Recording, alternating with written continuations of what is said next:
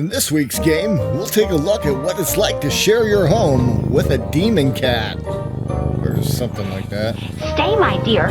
Stay! What the heck?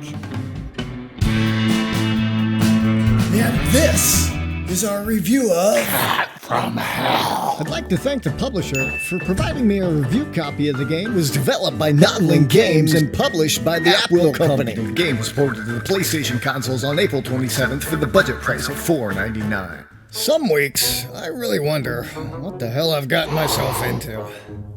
This time around, I'm looking at another title that's attempting to make the jump from a free-to-play mobile game to the console. Some things, I think, are just better left on mobile devices. And somehow, they've seemed to have dropped a few features along the way. Isn't it supposed to work the other way around? I mean, aren't you supposed to add features as you port them? But I guess we'll talk about that a little later. Catfromhell brings the promise of stealth, chaos, and misrepresentation, with a dash of adolescent cat humor thrown in. With its unique approach of framing the new cat for the chaos caused in the house, the idea of taking control of a cat in a first person is not exactly an entirely new experience. I think we've seen this done before, and better. At its core, the game blends platforming, setting traps, and stealth mechanics. If I was to stretch the selling points a little here.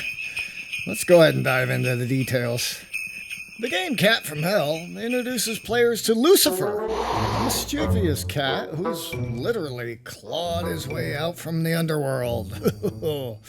Tasked with causing mayhem in the human world to restore balance between chaos and order. Lucifer is no ordinary feline.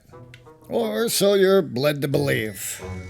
Why so much chaos around the holidays, huh?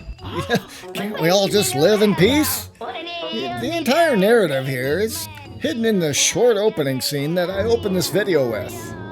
And beyond that, the game just kind of falls flat on expanding beyond what you see in the short introduction. It feels like Lucifer was supposed to cause the chaos in the home and force you to take the rap for his destructive behavior. And, I could see the appeal of the whole idea of a cat and mouse approach to gameplay. Had they expanded on the whole Sylvester and Tweety Bird competing for Granny's doting attention, I could see the appeal in that. While stabbing each other in the back, it all seems to be an appealing relationship. Unfortunately, that's not what we have delivered here today. Catfromhell provides the player with a small map, drops you, Lucifer, and Granny in the box, and kinda just forgets to provide any of the AI with any sort of malicious behavior. He just kinda walks around and hisses at you. Ooh, real demon cat we got here. We got a wildcat on our hands.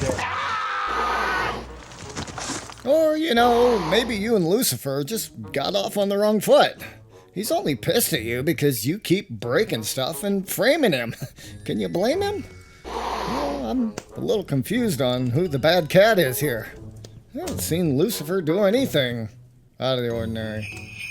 Anyway, the game controls are minimal, and beyond the simple 5 strikes and you're out, it's about your own singular goal.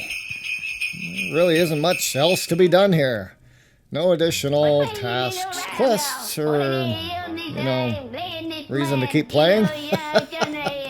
The developer threw in a sandbox mode to play around with, but, even then, with this small map and few items to toss around it, I don't see any replayability here. Given 20 to 30 minutes to get Lucifer kicked out of the house, the game kind of tends to fall flat with, nothing else to do. Kind of repeating myself here. The achievements come naturally with a couple specified tasks like interacting with the chandelier, toppling over a bookshelf, and even knocking poor old Granny over in the sandbox. A little funny, I suppose. There's even a grindy achievement thrown in there to throw objects 500 times Yeah, I got to experience the whole lovely disappearing objects trick as I attempted to keep baby in a corner. This is an extremely short game, listed at PlayStation's minimum pricing model. What? What the fuck? Achievement hunters will wash through it in about 20 minutes and immediately forget it. I suspect anyone else that accidentally purchased this game for their younger kids will not know just how shallow the gameplay is here. I don't see this trend going away anytime soon with the rise of AI-designed games and the demand for more budget titles. Toddlers may find a little enjoyment here, but, you know, just for showing up, we'll go ahead and give the Catfromhell 1 beans out of 5.